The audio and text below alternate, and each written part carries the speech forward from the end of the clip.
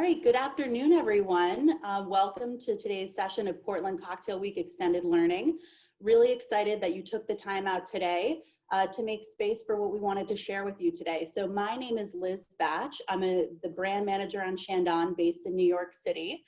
And today we're going to talk about an incredible program that I've worked on in partnership with 6 very special, incredible bartenders from the LGBTQIA+ community, as well as we're going to talk to Nick Hogan, and we're also going to talk to Shannon about social media skills and photography skills.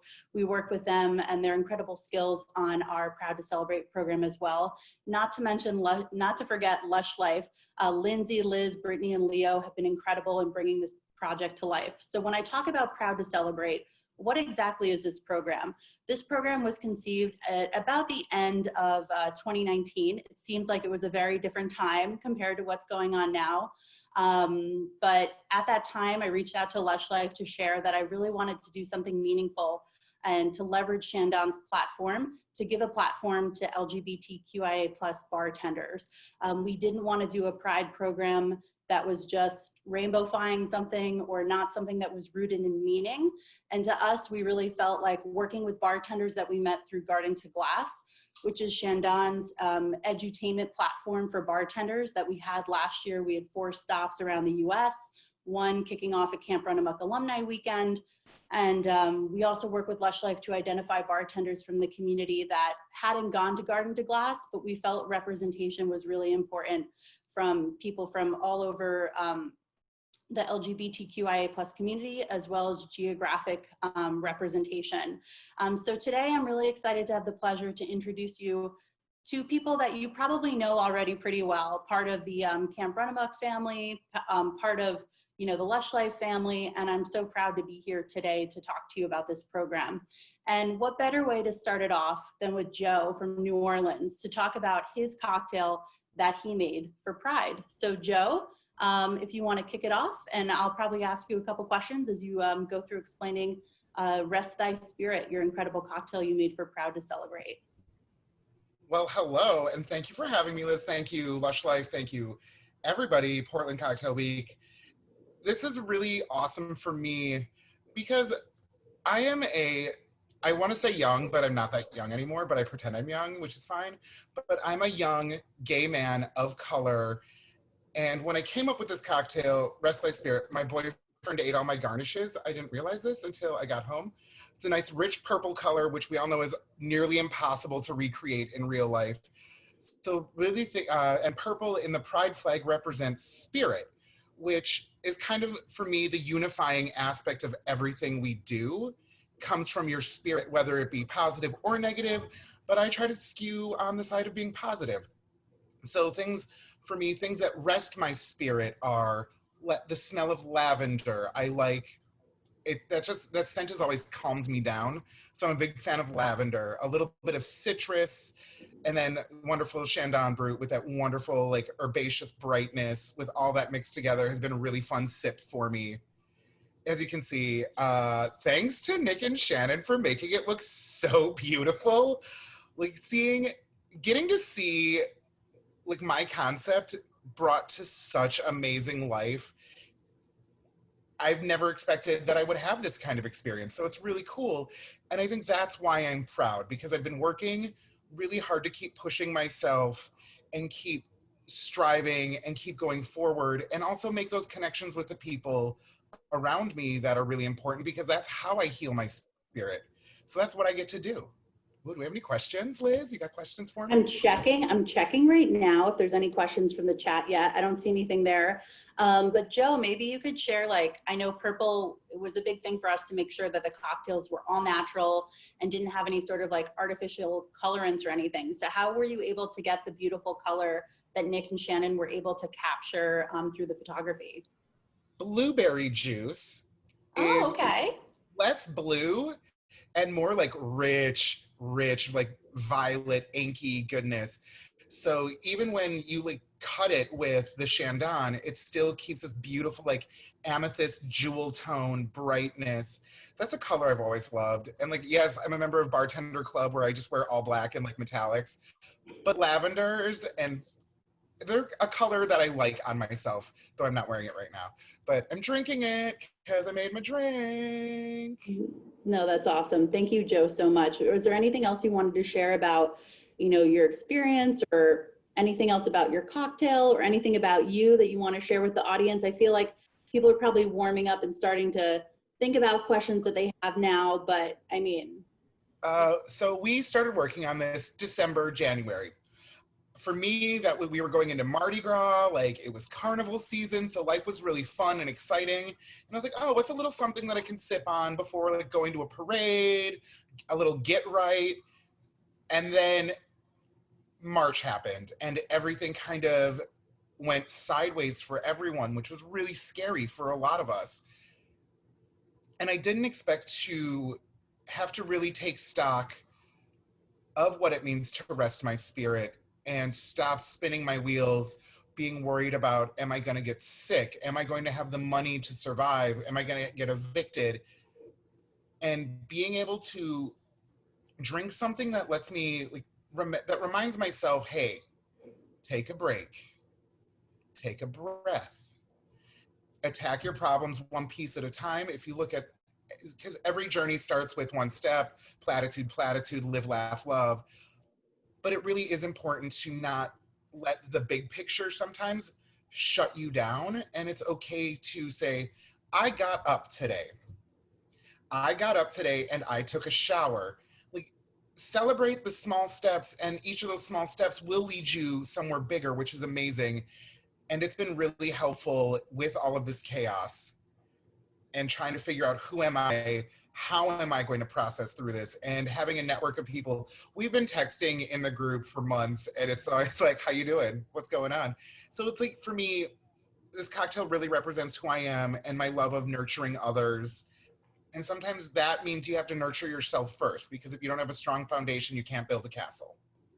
Absolutely. And I mean, you are the king of the castle. So obviously you need to make sure you have a foundation. But I would just say too, like, 100% agree with your feedback that you need to take care of yourself. I think so many people felt at the beginning of quarantine that they had to like read all the best American novels, or like totally change their apartment or do something. And sometimes it's the small things of just kind of getting through life that make everything, everything better. So totally appreciate that, Joe. Thank you so much for sharing your cocktail and your story. And I think now we will move over to Al from Portland, that will be sharing a beautiful cocktail that is blue and also has a connection to blueberry.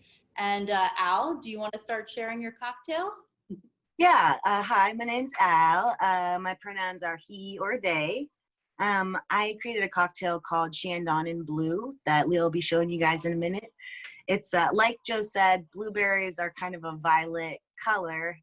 So when I was trying to look into thinking about the Garden of Glass program and natural foods and how am I going to incorporate such an interesting color of blue to and also working within the natural world. So I had to keep the blueberries whole, and I think I like spent like an hour walking around a Target, like on the phone with Brittany, like naming every blue thing I could see, like at the beginning of the process. And the thing that I kept running into was that when you go to make a blue thing out of some natural products, it's a really complicated process, which basically made the drink inaccessible to people at home, which is kind of something we're trying to, it turned out, gear a lot more towards people making our drinks at home. So I'm glad that we went with like just a blue curacao syrup.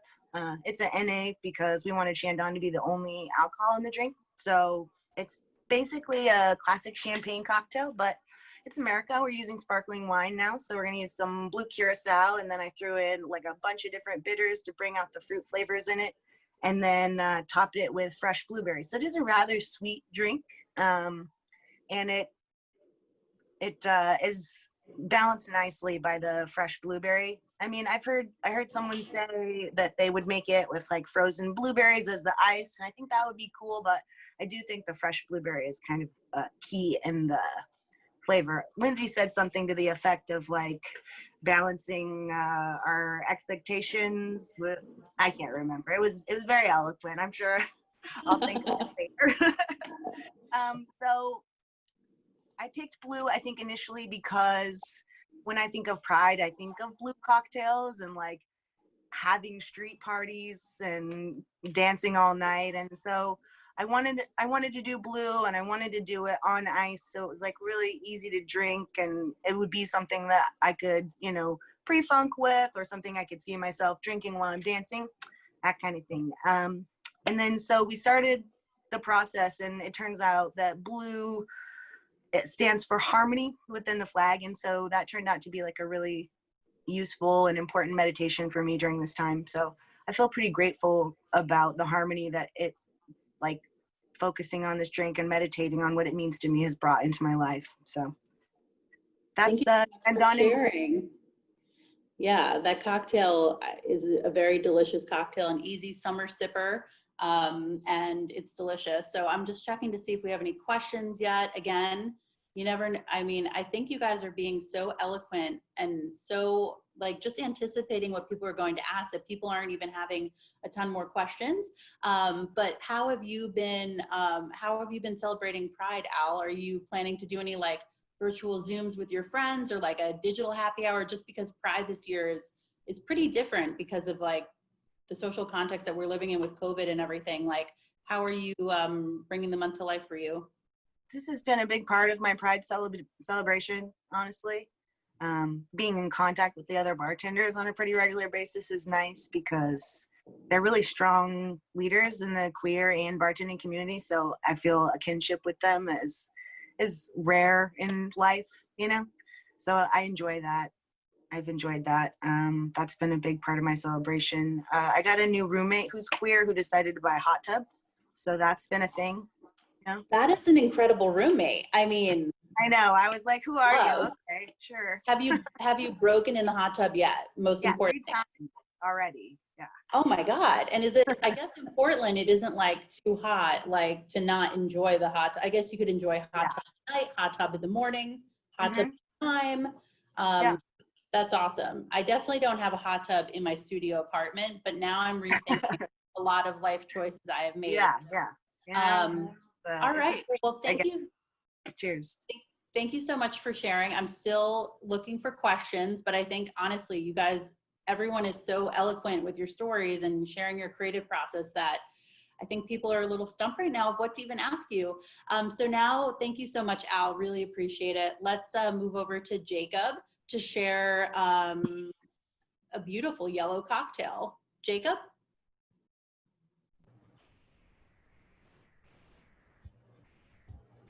Jacob is coming around. There he is. I'm here. There he is. Hi, okay. Jacob. Hello. Good to be here. So I don't have the cocktail made, but I have some Chandon.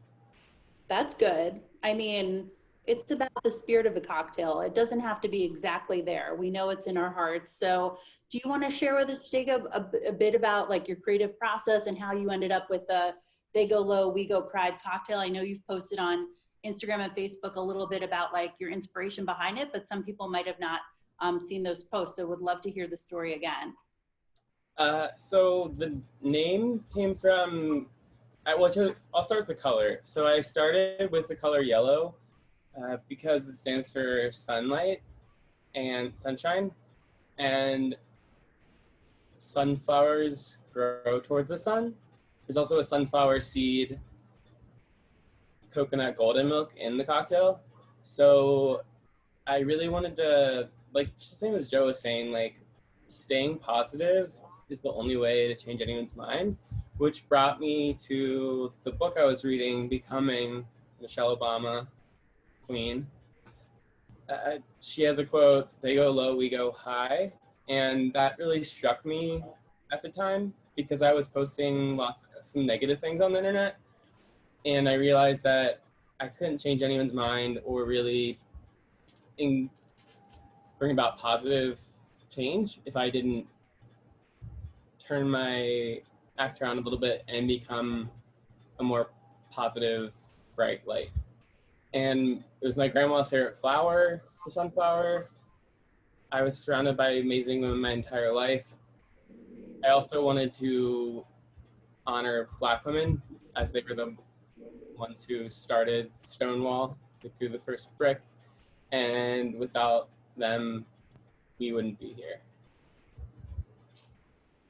Yeah, I'm getting a little emotional, but I mean, this is a place that it's totally okay to be emotional, and your story has so much meaning behind. I mean, the cocktail itself is beautiful to look at, but the story is even more beautiful to hear. So I appreciate your vulnerability and like sharing with us everything. And I know you had also talked about like the different women in your life, and when we had the happy hour last week, you talked a little bit about like your mom, and I think the cocktail was inspired by your mom as well. I don't know if you want to talk a little bit more about that, but also no pressure.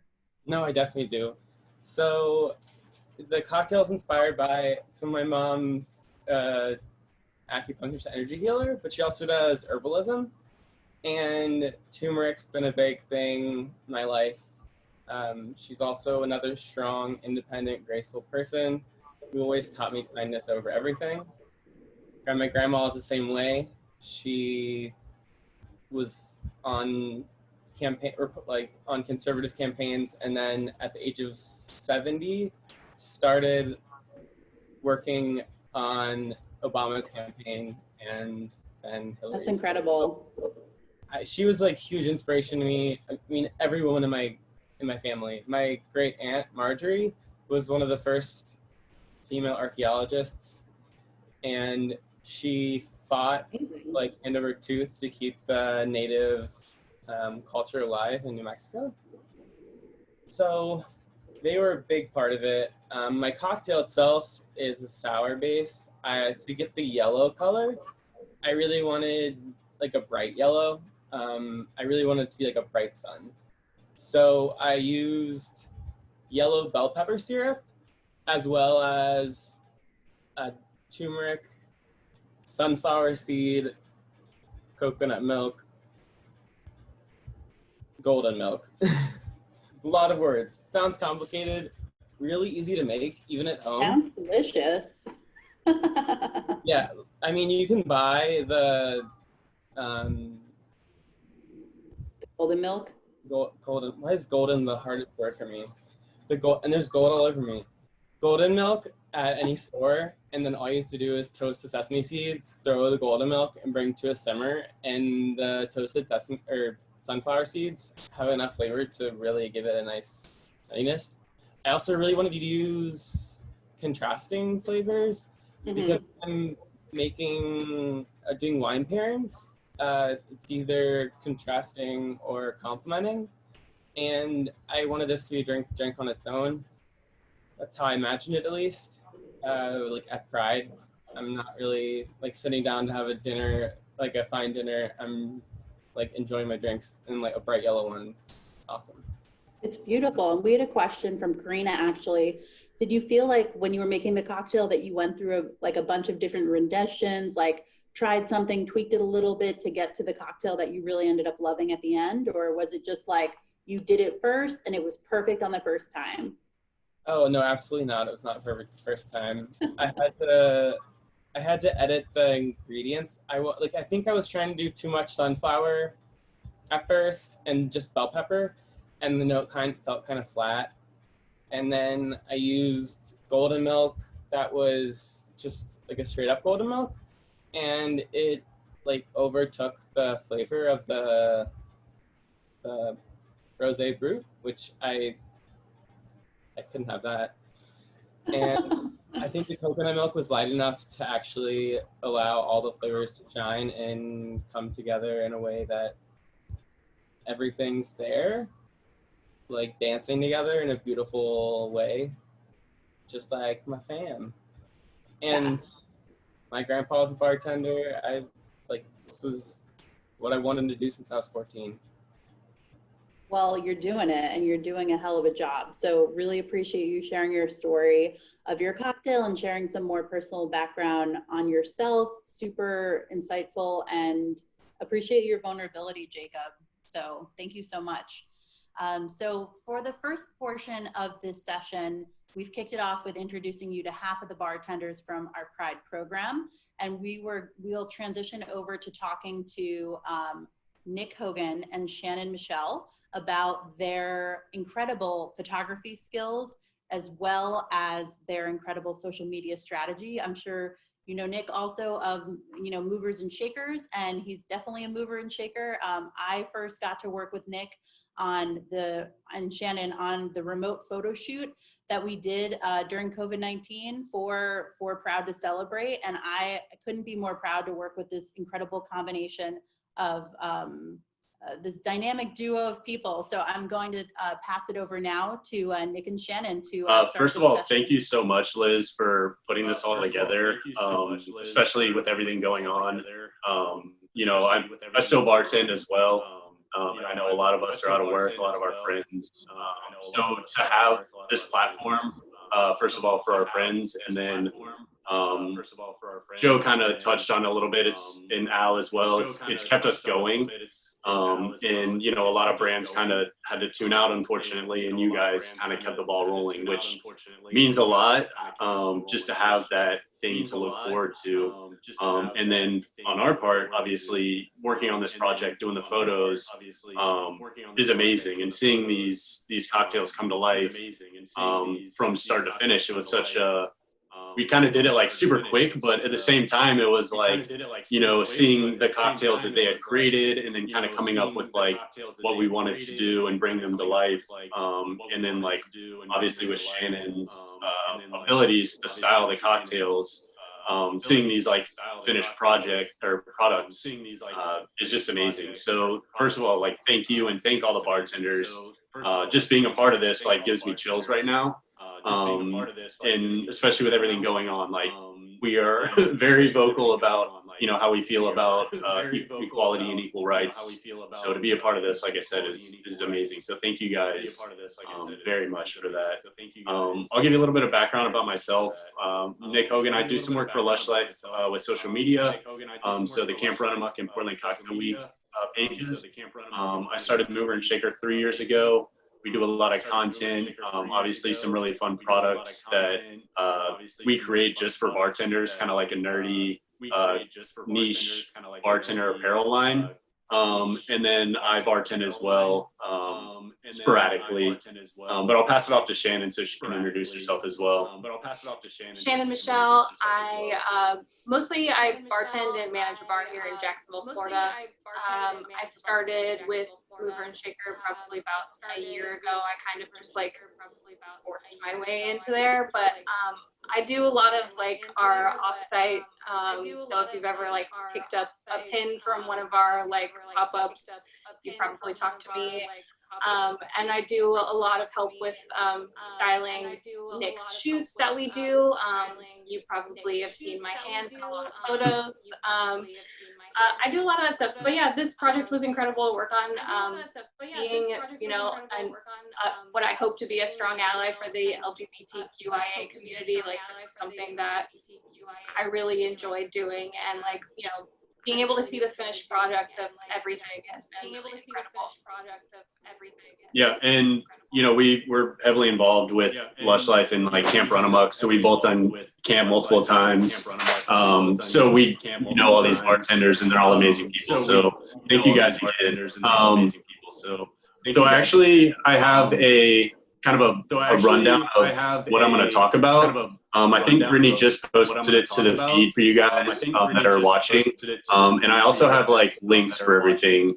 I really, like, for the sake of keeping your hands, I don't want to just like rattle this all off, but you know, I'd rather this be a conversation. So if you guys have questions, please shoot them over, and I have it open so I can see it, or Liz can pitch them to me. And Liz, if you want to also like just talk anything about the photo shoot as well, like please feel free. Yeah, sure. I'll chime in if it makes sense, but I mean, you guys are the expert. I'm just a fan that like buys glassware on Amazon and sends it to you, and like buys random stuff at Target in Gainesville, Florida. Like, I don't know what's going on, but I know how to buy stuff. But you guys kick it off, and I'll chime in if it makes sense. So I'll definitely check this stuff that we're going to go over is not necessarily going to pertain to the Chandon shoot, but we can touch on that down the road.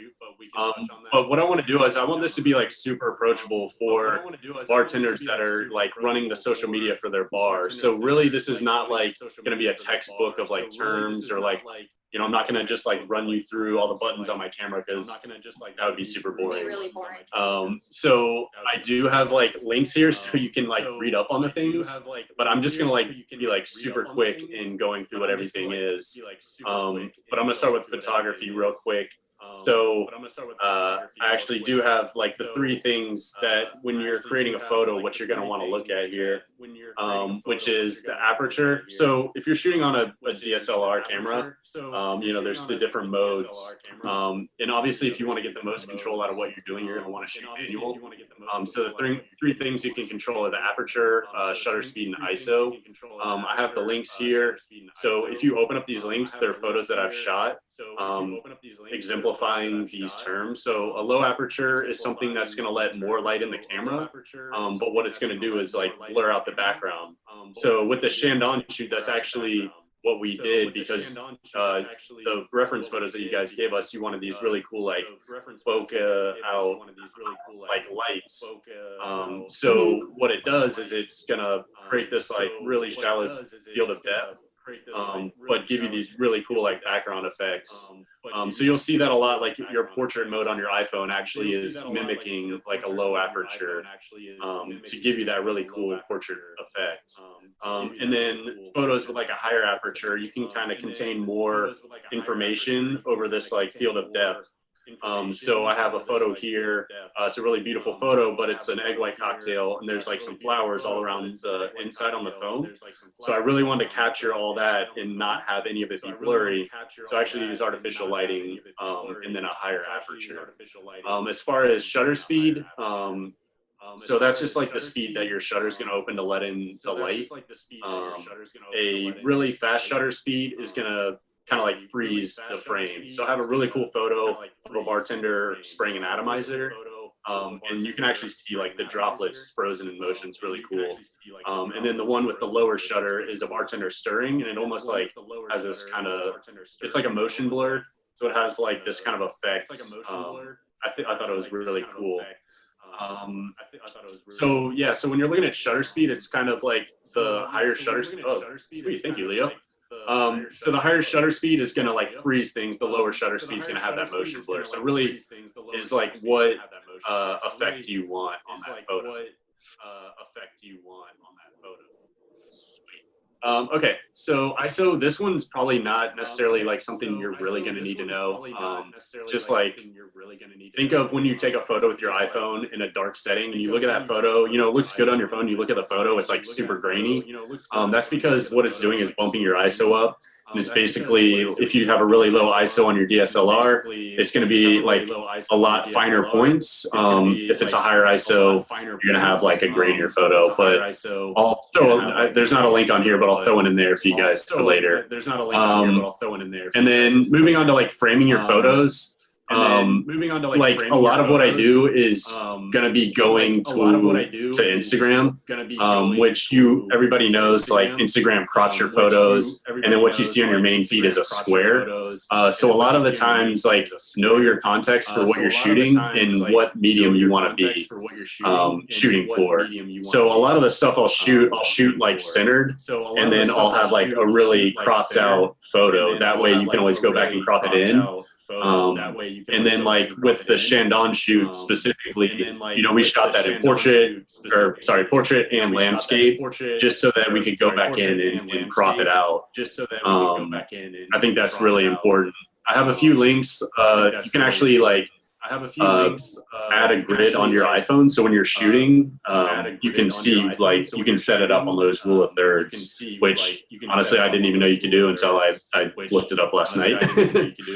But I shoot, you know, mostly on a DSLR, which they have all sorts of grids in your settings.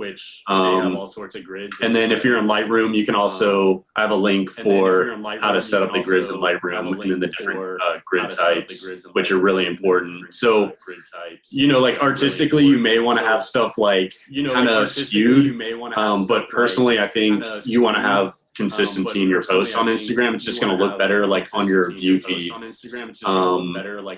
So this one I can kind of let Shannon talk a little bit, but it's just adding context to photos. And if you're shooting like a bar photo for your bar specifically, you're probably going to want to have some things that speak to like the environment of your bar. You know, whether it's like decorations, photos from your bar, or just some sort of characteristics that speak to the personality of your bar. Do you have anything as far as like styling a shot that you like to do with sidecar, or? I mean, I think it's important to like capture where it is that you're at, because it is over social media. So you want to take people to that place of what you're trying to convey. And a lot of like the shots that we did for the Chandon shoot, it looks like we're at a bar setting. We weren't. We were at a bar setting. But you know, like you have to recreate that kind of space. So like, you know, like really think about like where you're at and where you want to put people when they're looking at your photos. So like when I shoot photos for my bar, because I do a lot of the stuff for our Instagram page as well, you know, I want to like kind of set it up as if you were like a guest at my bar looking at your drink. And so having, you know, maybe bar tools set up behind you in the foreground or in the background, and then, you know, bottles behind you as well, or finding different spaces within the confines of your bar that can kind of talk to people. Like we have this really awesome leather seat. Sometimes I'll put something right in front of there and kind of like light it up, or I'll take different barrels and kind of like put them in different spaces and, you know, show you how to utilize the space that you're in. Other than that, I mean, you don't want to like clutter it up too much. You don't want the background of your photo to be the main focus. The focus should always be the cocktail or what it is that you're trying to get across to the other person on the other side of their screen. So just always have the cocktail in mind, and just remember that the background is the background. But set it up in a way that, you know, transports people to another place. Yeah, I think a lot of people are intimidated by Instagram and social media because it's so daunting and it is a grind. But I think it is like the most essential and powerful tool, just to like bring up probably the most exemplary, just thing that I think of like right off the top of my head is like Death and Co. Like how many people see that Instagram may have never been there, but their photos are like so professional and well done that you feel like you're there. And then when you finally get to go there, it's like, all right, this is exactly, you know, what I thought it was going to be. So I think kind of just going off what Shannon said, you want to have those photos that define your bar. You don't want to, you know, be shooting like say super dark movie cocktail shots, and then you get to the bar and it's like this bright environment. You want to, you know, capture those characteristics that really define your bar. It's just really important. Staying true to your identity is always like a main focus for sure. So we'll jump forward. I have some like super boring technical stuff for Instagram's aspect ratios. And this is just important for when you want to post those photos. And like I said, like Instagram crop stuff. So you always want to have in mind like what you're shooting for when you go out to shoot, or you have a professional photographer shoot stuff. And honestly, this class is great as well for when you know, maybe you aren't going to go out and buy a camera, or maybe you're not going to use your iPhone, but when you do sit down with a photographer and tell them what you need, you can use this information and hopefully like it will give them a better idea so that they're not just going in there blind. Like with us, Liz, you guys like you guys knew exactly what you wanted. You know, you chose all the glassware, which was amazing. So you know, we just did our magic and you guys did your magic, and the bartenders did their magic, and we just combined efforts, and it was a long process, but it was super easy at the end of the day. It was a long process, but it was super easy. Yeah, you guys did an incredible job of like interpreting what we had asked for, but like pushing it to make it even better, because I think there's always a fine line of saying like, here's a mood board of reference photography, but you don't want to just copy someone else's work. That's not okay. You want to take that as inspiration and then use your techniques and Shannon's skills too to like create this new mood that feels very inherent to the brand that you're working on. And I've totally learned from photo shoots I've done years ago where you don't have a strong brief going into it, and then you end up with photos that are beautiful but don't work for like a crop banner or for like different needs that you need them for. So knowing what you need before you go through it makes everybody a lot happier for sure. A pretty good question just popped up, and sorry if I jacked this before you're going to ask it, Liz, but I want to touch on quick. How shallow is too shallow depth of field? Is there a range that you typically like to use? That's a great question, because I feel like when I first picked up a camera, a lot of bartenders pick up a camera, the like specs you get on your lens, you're trying to get like the like craziest low aperture, which is going to give you that really shallow depth of field. But and I ended up, you know, shooting a ton of photos. If you go through my Instagram feed, you'll see a lot of stuff was shot with natural light and really low aperture to get that cool bokeh effect. But you really do lose like definition in the like 3D aspect of the cocktail. So, you know, instead of shooting it like 2.8 to 3.5, I started shooting, you know, around like 7, honestly, if not more. So a lot of my stuff, and then with artificial light, you're able to shoot like up into 9, 10, 11, and it looks good. Like some of the like concept photos that we did, I don't know if Leo can pull them up, but those are shot like super high aperture. Those are between like 9 to 11, and yeah, like these photos here. Because I don't want, you know, I want those garnishes like totally visible. I want you to be able to see all the definition.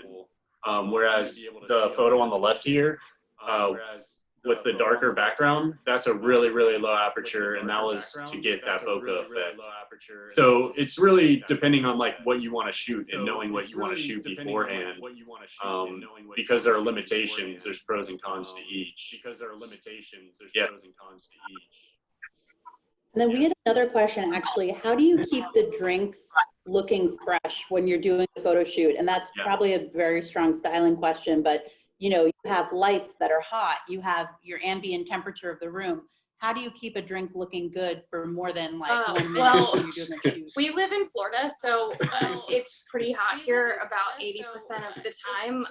What I like to do at my bar is I like to make the drink first and kind of like leave out the garnishes, and then I stick it in the freezer and then kind of like set up my shot. I'll take my camera outside. I shoot mostly with natural lighting. Flashes like baffle me, but so I'll set up everything and then I'll take it outside and then, you know, garnish it and kind of work as quickly as I possibly can, because I've already got things kind of set up the way that I think that they should be set up. So freezing them is one way. We actually worked with some artificial ice on this one as well, and that kept drinks looking like bright and kind of, you know, without that frost that you sometimes get from ice and working in, you know, warmer climates or whatever degree your house is kept at, wherever you're at. And then honestly, like I batched out a lot of the cocktails in a larger form, so I wasn't just working with one cocktail at a time. I kind of had like a giant Cambro of each cocktail set up. So like if one was looking dead, you know, we'd top it and throw, you know, more of the cocktail back into it, and then, you know, reset it and kind of like fix it and get the shot that we wanted to get. But I mean, it's all up to you. I feel like the freezer thing works really great for me just because of the heat, and I don't always have like fake ice available. But you know, you just gotta work fast. Yeah, I think, you know, we're bartenders, we're used to like, you're always thinking 5 steps ahead. So with this, it's all about like your mise en place, your prep, and just like knowing what you're gonna shoot before you get into it. And honestly, we used some fake ice, but some of the fake ice didn't look good on camera, so we actually used real ice. Like for Al's shot of the blueberry cocktail, we tried using fake ice. It just made that cocktail clear. It didn't make it blue. So we had to swap it out. But you know, that's a great question, and it's just about being prepared, honestly, at the end of the day. It's just about being prepared, honestly. This photo shoot was a huge undertaking because it was 6 cocktails, and then in, you know, the lineup shot, you had them, excuse me, you had to have them all done at the same exact. Excuse me, you had to have them all done at the same exact. The first thing we did was, we just, like she said, we just made a bunch of quart containers of the cocktail. That way, you know, I would say, all right, I need them all right now. She would just pour them. And then I'm a huge stickler for using like the best possible ice. So if you're not going to use artificial ice, get really good Hoshizaki ice cubes or crushed ice. I love crushed ice, so this was fun to shoot. with the Chick-one's strawberry cocktail there. It turned out really cool with that snow cone effect. Yeah, there you go. Yeah, there you go. Super helpful. That's super helpful to have that feedback, because I think it's like the more you can prepare to have a really efficient photo shoot, you have to do more prep at the beginning, but then once you have the lighting set up, you can just knock out the photos. And you did a great job doing that. So I'll continue to check to see if there's more questions, but if you guys want to go to the next part. Cool. The next thing on this little list is just editing. Obviously, Lightroom is kind of like the more professional, more used program, which I doubt a lot of bartenders are going to be well versed in. But if you have questions about Lightroom, please feel free in anything. Please feel free to reach out to me. You can DM like my personal Instagram, Mover and Shaker, or just add me on Facebook. I love talking to people and helping them out. But something that I like recently found out is that the Instagram app's editing software is actually like really, really good. So with a lot of stuff I post on my personal page, I will edit in Lightroom, just kind of like get a nice feel for what I want, and then I actually go through in the Instagram app and kind of mess with a few sliders. And Katie actually talked a lot about the Instagram app and its power in her thing a few weeks back, but I'll just kind of like touch up on it in case you haven't watched it. I have a few things here in the notes, but there's like a magic wand that if you click, it makes it look like 100 times better magically. Yeah, like creates it almost works as like a vibrance tool. It just adds like a lot of little like contrast and like really makes things pop. So if you like are just mystified by editing and you just want to hit that, like you can actually like adjust how much that effect happens too. So play around with that. And then the filters, you can actually like affect how much the Instagram filters have an effect on your photos. So you click like an Instagram filter and it's like crazy, like it's too much. You can actually double tap it and there's a slider there, so you can like tone it down. So you may find a filter that looks pretty cool, but it's just too much, but you can actually just adjust it. And then I have like a bunch of notes on just what the different actually like tools do. I won't go through that just due to time constraints. And then the next note is something that is like really powerful that people don't think about, and that's your feed view and your grid layout on Instagram. So like open your Instagram and look at your just main feed, your like homepage, and you know it's in like rows of 3 going down. And if you click this link, it'll show you what I'm talking about. But you kind of want to create like a visually appealing overall view with your photos. So it's a lot to think about, but it just creates this consistent look over your page. And so you'll notice that a lot of people that you follow that you're like, or influencers are actually doing this, but since you're only seeing one photo at a time when they post, you may not notice it. And then going into the social, do you have any questions, Liz, I guess? Not at this point. I mean, you're really like covering everything. I feel like I'm learning a lot as well. Like I think I don't know that much either about all this. So.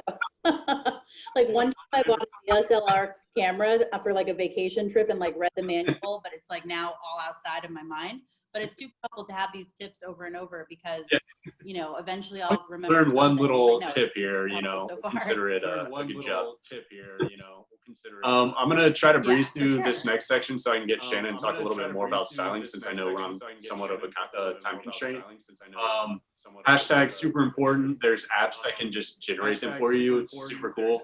So you just type in like a couple hashtags and then it'll generate like a whole list. I think there's a limit that you can have. You can pick and choose from those lists too. So if you see something that doesn't necessarily agree with what you're trying to put forth, you can like cancel it and add your own into it.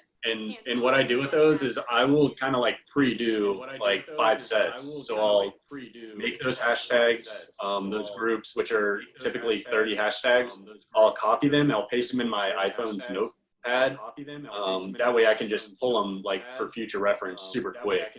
So I don't have to go to that app every single time.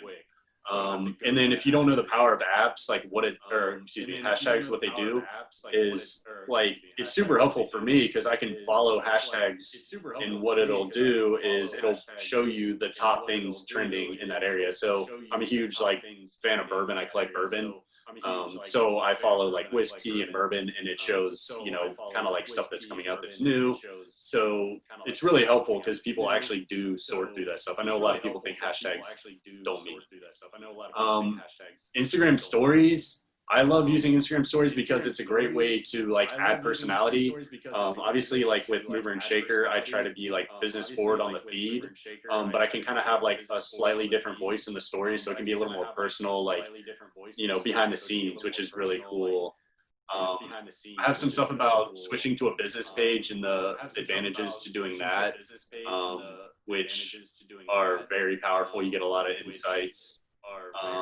Highlights. So Leo, if there's any way you can bring up maybe like the Portland Cocktail Week or Camp Runamuk page, that would be awesome. But highlights are those little icons that you'll see kind of right underneath your bio on your Instagram page.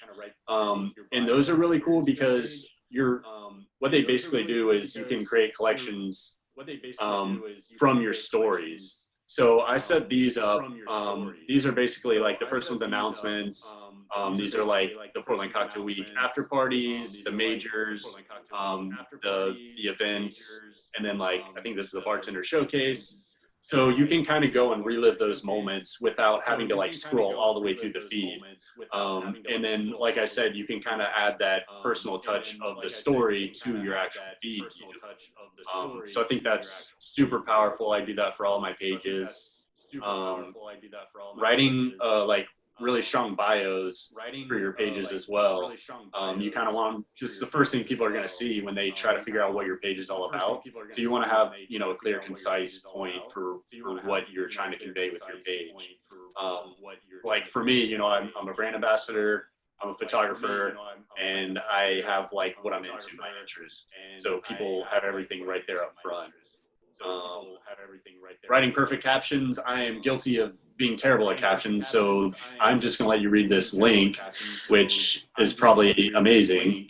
And then a few really quick apps that I use. This app called Spacey, they actually have a website. It's really cool. So if you've ever tried to write like a really long, like couple paragraphs in Instagram, you'll post it, and then Instagram will just like jumble everything into one paragraph and reformat it. It looks terrible. Spacey, I just write everything in a note. I put it into Spacey, you copy it, and then when you post in your Instagram caption, it keeps that formatting. I don't know how it works, but when I figured that out, it solved a lot of stress for me. And then template and unfold are basically like what they say they are. They're templates for Instagram stories, so you can make like more visually appealing stories. I use those on all the Camp Runamuk and Portland Cocktail Week stories on the highlights, so you can check those out. But I've talked a lot, so I'm going to let Shannon kick it off.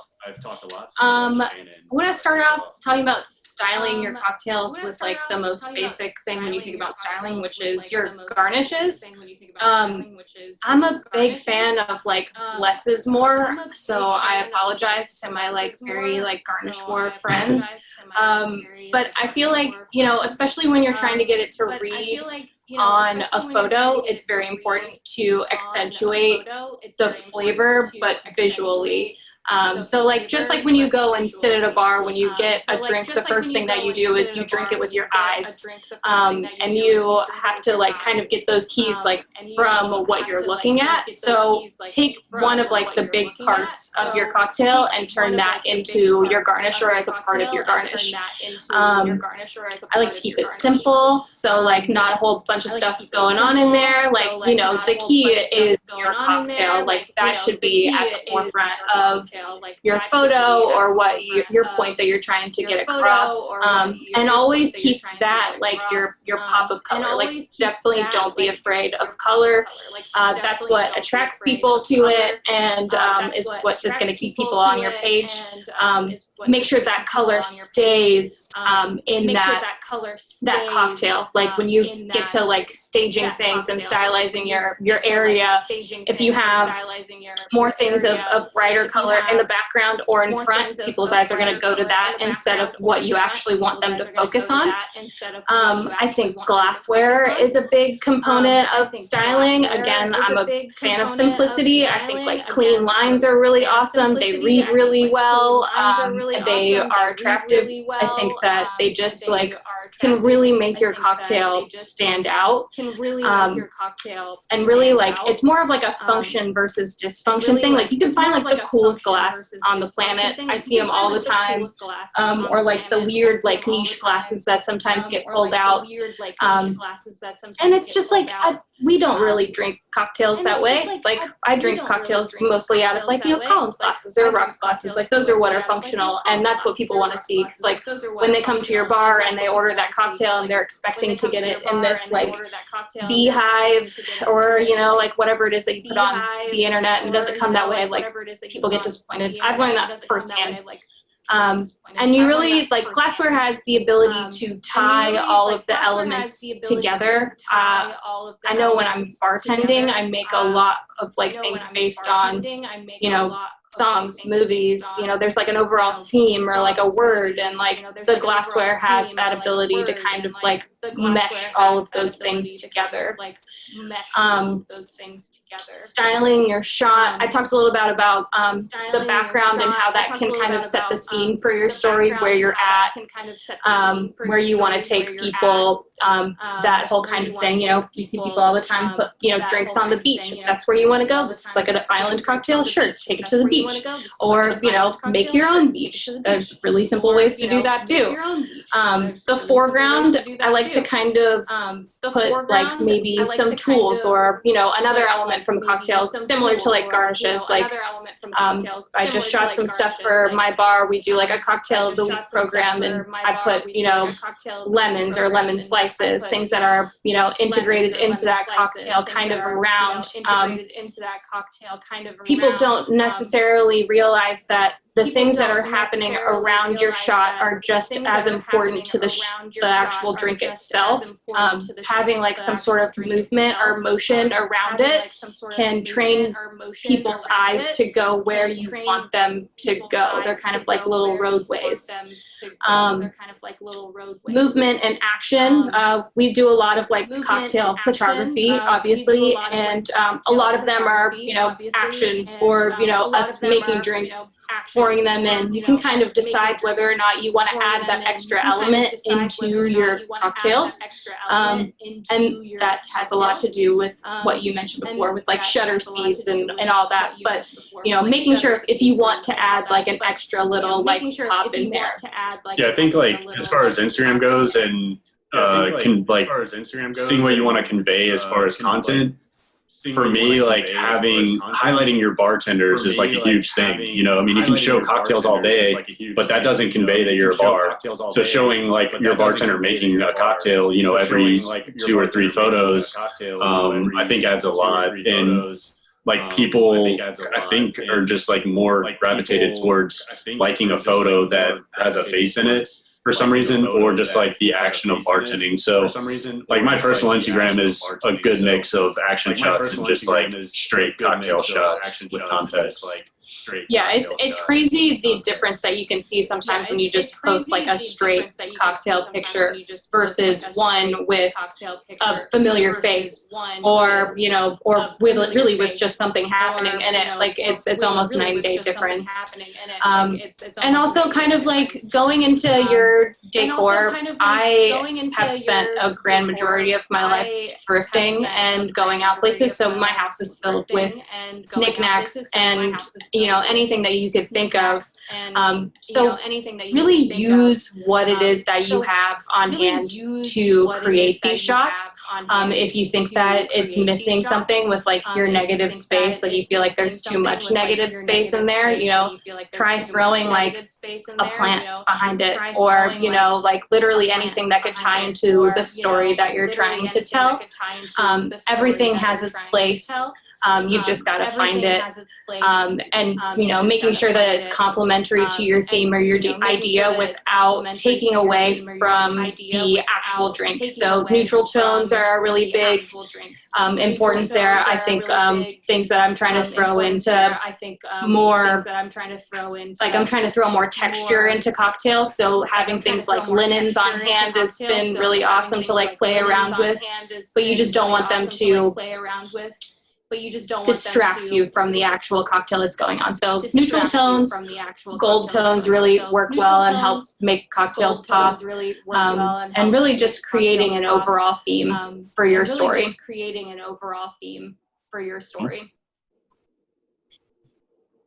Amazing.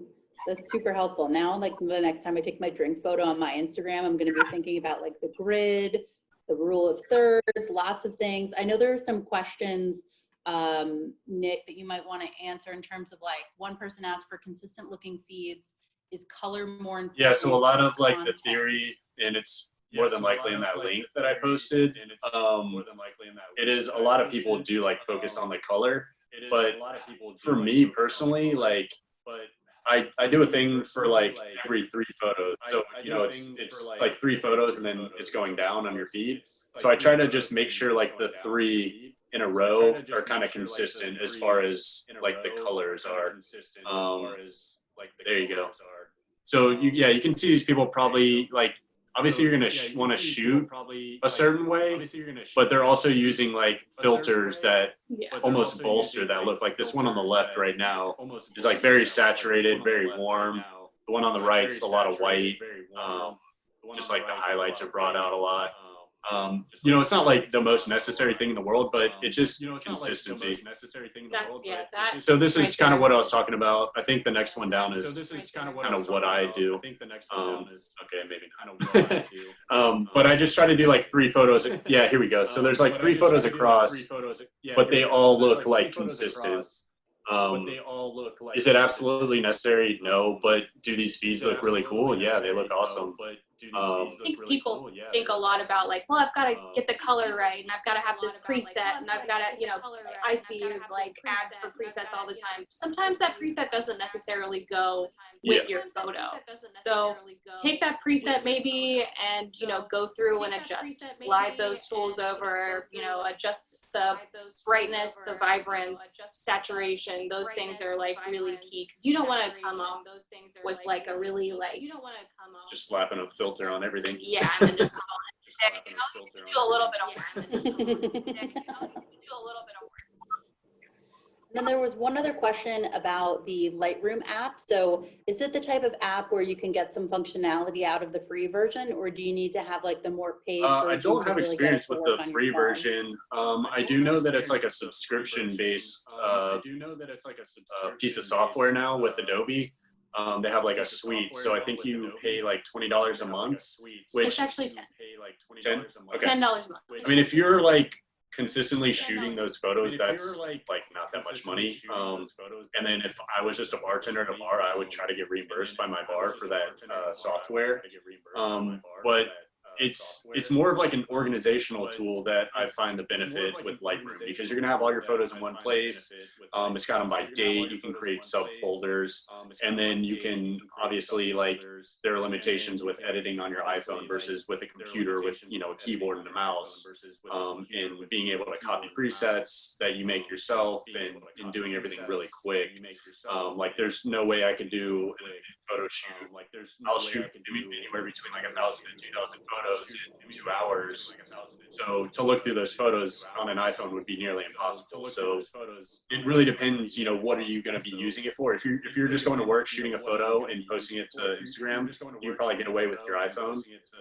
But if you're shooting, you know, you want to make the most of your time. You're going to shoot, you know, you're going to go to work, shoot for 2 hours, shoot 40 photos, then you have, you know, a month's worth of content. But it really just depends on your workflow.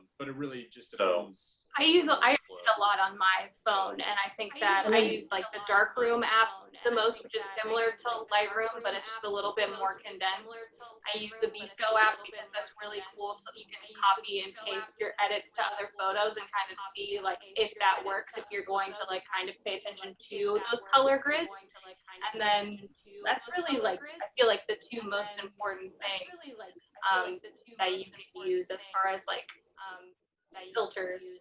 We got another one that kind of ties into this that says, what about free tools like Google Snapseed or Darkroom or Over? I only have experience with Darkroom, but I don't think they have compatibility with raw files, so you're going to lose a little bit of information. But I use Darkroom for like a year and a half. It's a great, powerful tool, and I think it'll get you by for what you're trying to do. Like if you're trying to be a professional photographer, learning Lightroom really will take you like a week to like get the basics, and it's worth doing. But like I said, Instagram itself has some like editing tools that you could probably get by just using Instagram. So it really depends. Do you want the organizational aspect? Do you want just strictly editing? And what's the end game? But I mean, if that gets you by, like I use Darkroom for a while. Yeah, I still loved use it. it. It's great. Yeah, I still use it. It's great.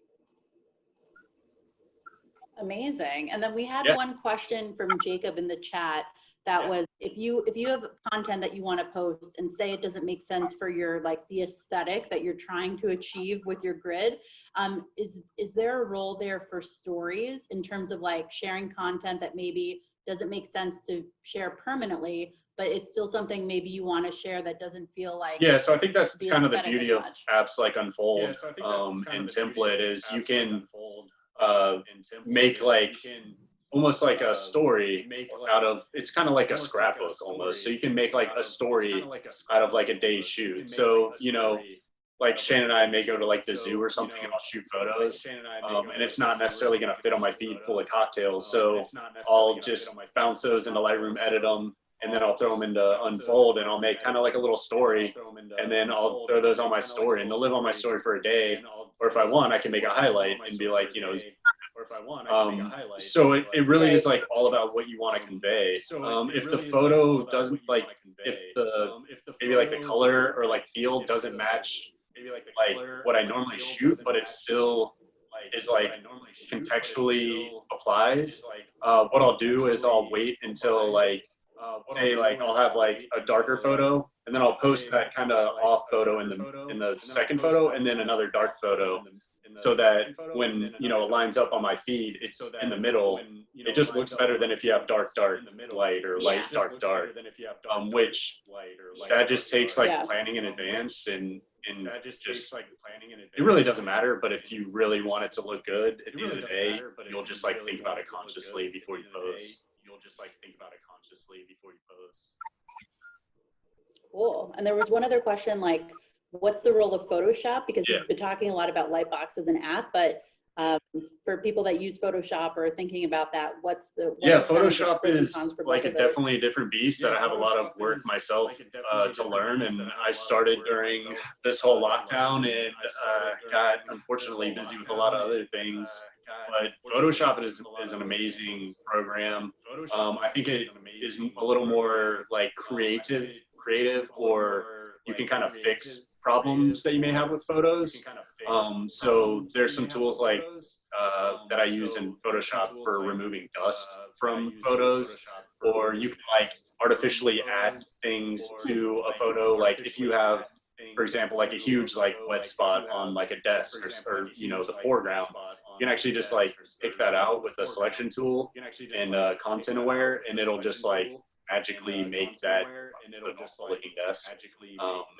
So there are like some smaller tools that it's really, really good for, but I am not by any means like a Photoshop expert, so I really can't speak to it. But I mean, it's an industry standard for a reason, you know, it has its application.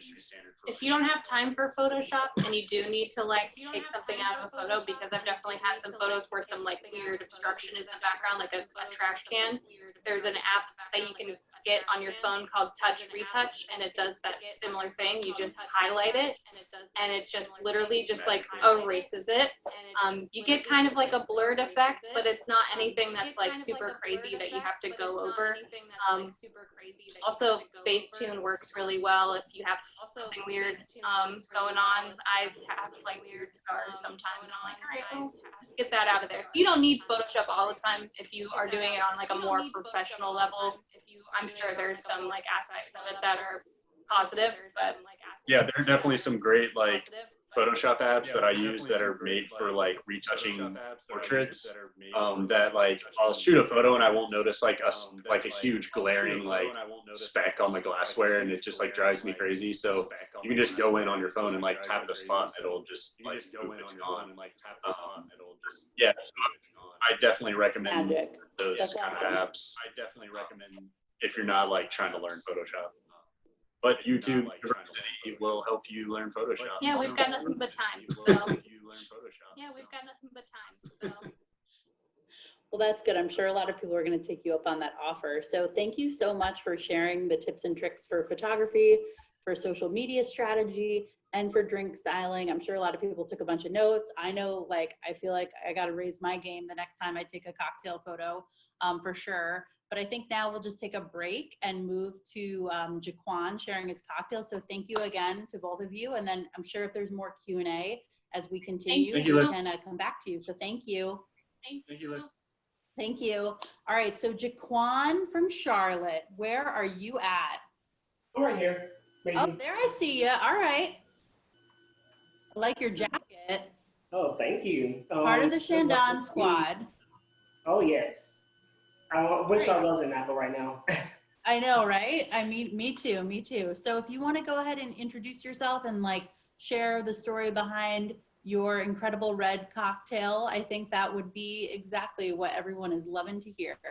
Absolutely. So for those who don't know, I'm Jaquan, born and raised in Charlotte, born and raised in Durham, but now I live in Charlotte, North Carolina. So completely Southern boy over here, which was kind of the aspect, the idea of good times are calling.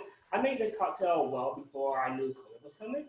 So the idea was behind it was like a good Southern boy. I was going to like the strawberry farms and picking strawberries. Of course, you know, as a Southerner, we love tea. So I did a chamomile tea that also pairs super well with the sparkling rosé, which is dope. So I did a chamomile tea syrup. I had a strawberry raspberry shrub. I went to Johnson & Wales here in Charlotte. That's what brought me here to Charlotte. And I did bacon and pastry. So I tied in some of those skills that I learned from school and did a strawberry raspberry shrub. So with some vinegar, a little bit of citrus, some Topo Chico. And I mean, that was it for the cocktail. Super delicious, super easy. Once again, I named it Good Times as Are Coming. And this kind of story behind that was we're about to go into summer and I wanted to do something that was light and refreshing. And a lot of times when you're drinking your bubbles, you're celebrating something. So just good times are coming whenever you're gonna drink this cocktail. Sorry, my face is disappearing. And I mean, for those who have had it, some of my friends are on, and they kind of was my test tasters for coming up with this drink. So they know that this drink was super relaxed, stress-free, having an awesome time. And yeah, that's basically it for my cocktail. That's awesome. And then, so what does the red color, I know you chose red, so what does red symbolize in the pride flag? Maybe we could share that. Oh yeah, for sure. So that means life.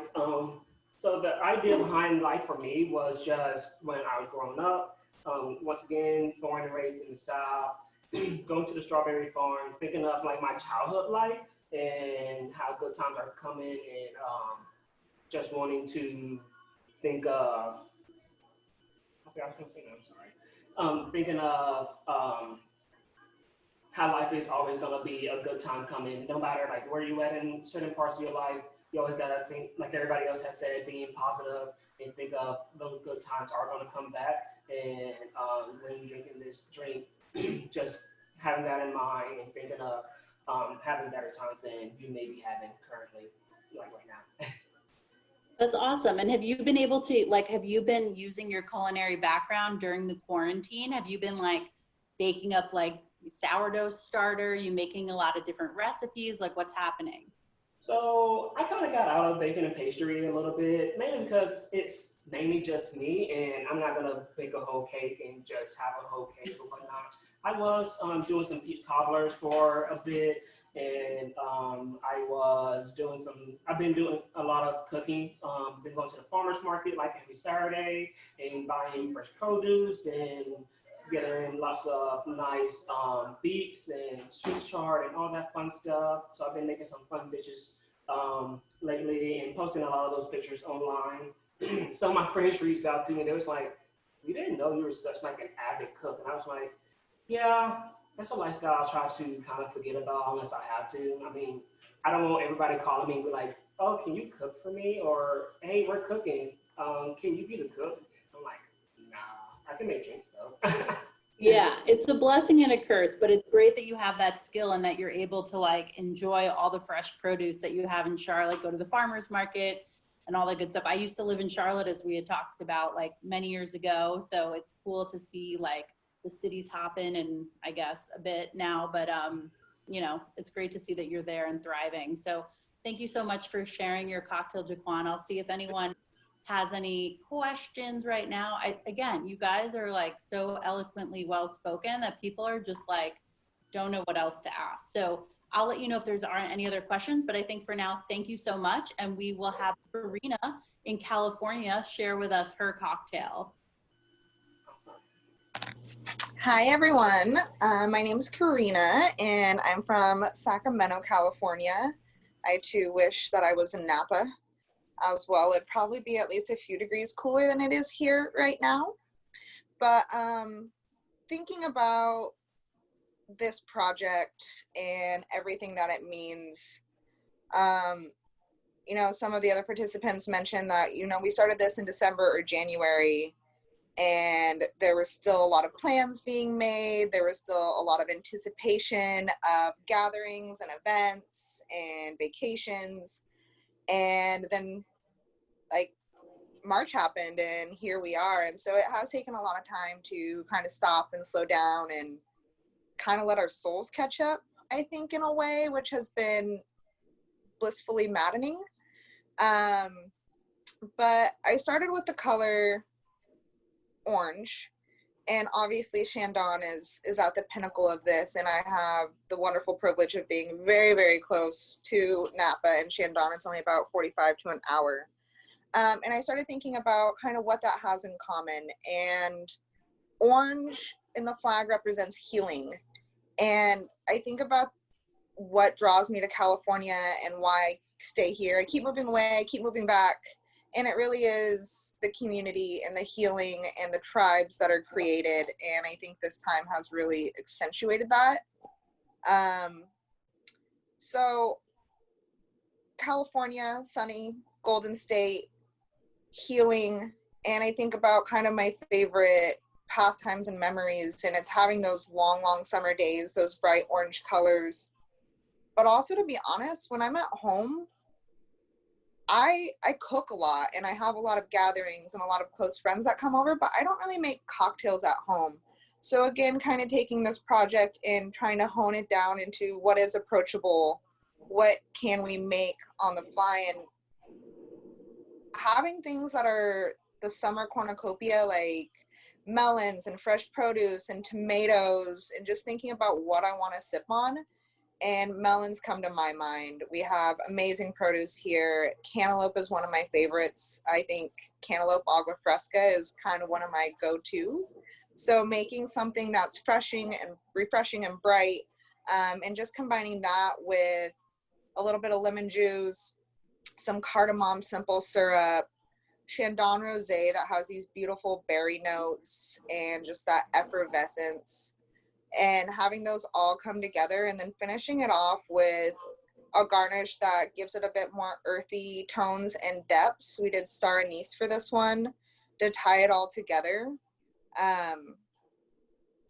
Having this project kind of come at the time that it did has definitely kept me, and I think for a lot of us, kind of in tune with each other, but also our communities, and just taking stock of what we are grateful for, and just being really proud for the community that has transpired through all of this before and now.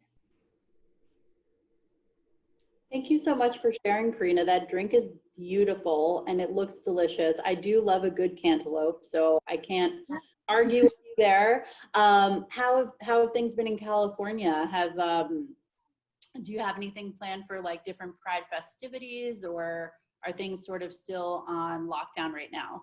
Yeah, so first off, Nick and Shannon, thank you for making the cocktails look so stunningly beautiful. When we got the photos, I think all of our jaws just kind of dropped because we all had little pieces and we didn't really know how it was going to manifest. And I'm just so incredibly honored to be part of it. California is, I think, like a lot of other states at the moment where we have opened back up. There is a statewide, if you're in public, you have to wear a mask. Mm-hmm. But as we know, working in bars, not a lot of people follow rules. So there is a heightened bit of anxiety right now because there are people out and about, there are establishments open, there are rules and guidelines set, but unfortunately a lot of people are not following them. So for example, the bar I worked at, we opened last Wednesday. We were open for 4 days before we shut it down. I feel super fortunate that we work for a company that really does value us, and it was the staff who, you know, came up and brought up the hard conversation of feeling unsafe. Mm-hmm. And we shut it down that day, no questions asked, other than to come to the table with ideas to make it better and make it something that we're proud to stand behind while remaining safe. With that, all of the large Pride festivities have been canceled at the moment, but what is beautiful is all of the small, more intimate communities coming together, even if it's not physically, but coming together and having conversations that are hard, that are uncomfortable, that make room and hold space for everyone. I think that with social injustice, inequality, race issues, everything that is coming to a tipping point, essentially, has opened up both sides of a hard stop and stalemate of not wanting to talk about it, but also on the other end being very, very active. And California, I think, is constantly seen as a progressive and democratic state, and the reality of it is we're not much different than any other states. California is extremely democratic in the large cities, but very diverse politically. And so with Pride, a lot of the Pride celebrations are really only in the main cities here. San Diego, LA, San Francisco, Oakland, Sacramento. And I think that you're seeing a lot more of those conversations and a lot more of those communities coming together stronger than ever in a lot of the smaller towns, which is beautiful. And also just so shockingly has been absent in the past. I think a lot of people in the smaller areas have constantly gravitated to the cities for celebrations and for having that sense of community and belonging and pride, and to see those kind of filter out of the cities and into more of a statewide demonstration has been really just moving. I come from a town of 1,000 people, and it's never talked about. It's never celebrated. And this is the first year that I've been able to go home and actually have those conversations. So it is much different. But I think that it's providing a new landscape. Yeah, no, absolutely. It's great that these conversations are happening in more places, because community really starts at a local level, and the more that we can build that community, or I can help be a part of as an ally, that's exactly what we want to do. So thank you so much, Karina, for sharing about your cocktail and being so open and vulnerable for us. Really appreciate it. And now we will move to Corey, who will close us out with "It's Not Easy Being Green." Corey, take it over.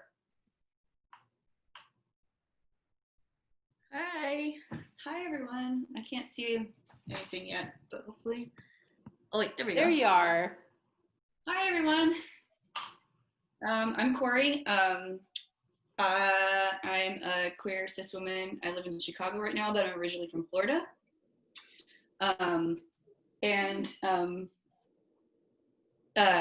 I chose the color green because it represents nature in the pride flag. And coming from Florida originally, of course, now my dog wants to talk to you too.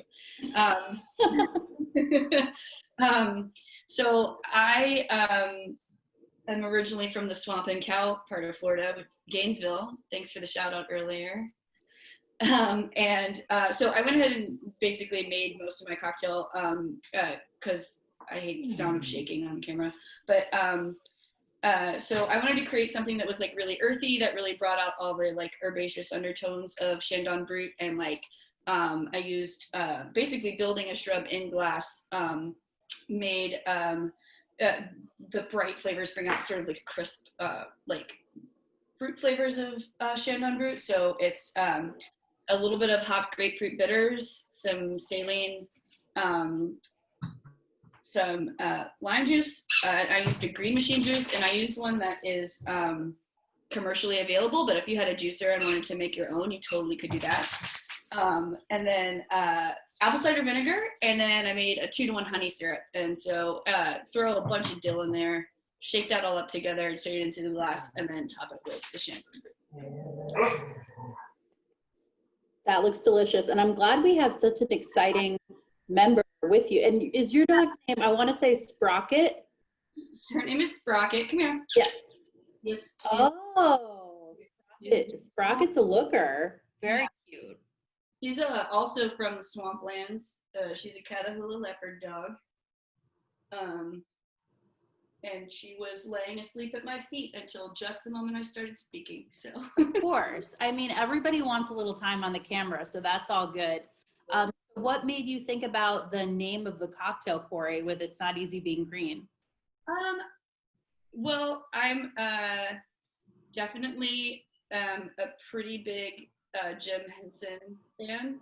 I grew up dreaming, I went to art school dreaming of going to work in his creature shop with him, and well, not with him, obviously he's passed, but the correlation between that struggle that I know it sounds silly, but the struggle that Kermit the Frog has with just being who he is, and the struggle that we as queer folks sometimes like have to go through in order to like resolve like the beauty of who we are, and like that we, you know, there is intrinsic goodness in just like ourselves and who we are, and but it's still, it doesn't necessarily make it easy. So I kind of like felt that a lot through the ups and downs of my coming out process. I came out a lot older. I was 27, and have gone through, you know, some other ups and downs in my life, and I think it just kind of like sort of like calls back to like be beautiful, you know, and we can be grounded and be part of the earth, and the struggle to get to that point is worth it. Absolutely. Absolutely. Yeah. Thank you so much for sharing, Corey. I really appreciate it. All right, so I think at this point, I'm just gonna see if there's any other questions. Again, I feel like everyone is on their top game today, even Sprocket. So we didn't have a ton of questions coming through the chat, which is totally fine. If everyone wants to pop back on, and you can turn your camera on, just so we can have everyone make sure they can say hello or goodbye before we close out the session for today.